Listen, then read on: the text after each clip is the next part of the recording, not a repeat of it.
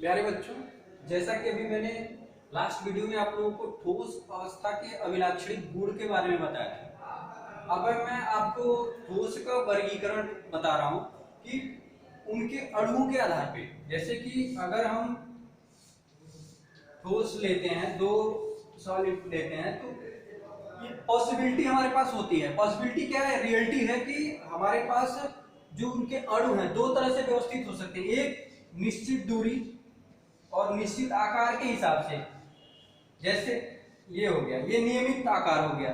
एक अनियमितता की ऐसे हो गया। इसी ठोस में जो उसके मॉलिक्यूल हैं कहीं पे ऐसे भी बन सकते हैं।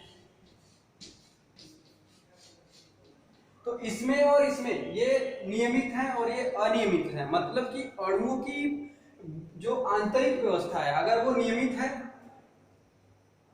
तो वो क्रिस्टलीय हो गया और अनियमित है तो वो अक्रिस्टलीय हो गया। दूसरी चीज, इस ठोस का वर्गीकरण में अक्रिस्टलीय और क्रिस्टलीय का तो हमने आपको डिफाइन कर दिया कि अगर वो अनियमित है तो अक्रिस्टलीय हो गया और नियमित है तो वो क्रिस्टलीय हो गया। फिर इसमें वर्गीकरण के, अब इसी अणुओं के अवस्थिति के आधार पे हम कई सारी चीजें निर्धारित करेंगे, जैसे किसी भी ठोस अवस्था का आकार। अब इसकी आकार निश्चित है, अणुओं की व्यवस्था निश्चित है, तो इसका आकार भी निश्चित होगा।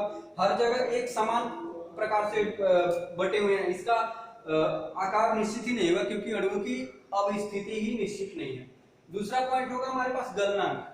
अब देखिए, जैसे कि यहाँ पे है, अगर इसको हम गर्म करेंगे तो सभी अणु एक बराबर दूरी पे एक समान अवस्था में है, तो इनका जो गलनांक होगा वो एक समान होगा। इसमें कब पता, कहीं पे अणु ज्यादा घने होंगे, कहीं पे उनके बीच की दूरी ज्यादा होगी, तो उस अवस्था में जहाँ पे दूरी ज्यादा है वो जल्दी पिघल जाएगा ठोस पदार्थ, और जहाँ पे अणु ज्यादा पास पास में है वो समय लेगा या उच्च ताप पे पिघलेगा। तो उस कंडीशन में इनके गलनांक में भी परिवर्तन हो सकता है, विविधता आ सकती है।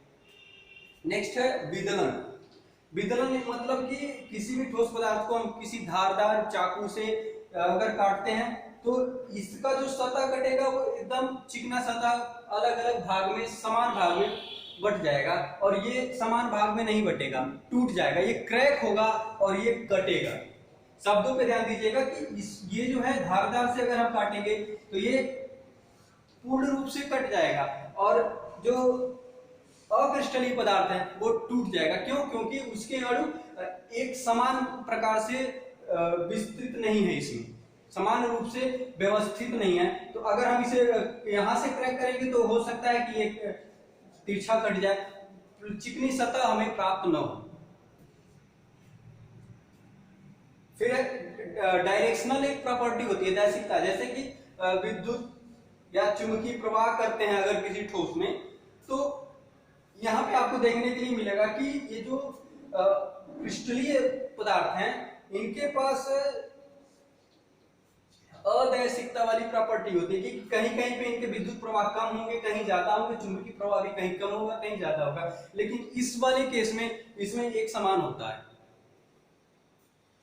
नेक्स्ट आएंगे नेचर के बारे में। ये जो होते हैं वास्तविक ठोस होते हैं, ये आभासी ठोस होते हैं, या ये कह सकते हैं कि अतशीतित द्रव होते हैं।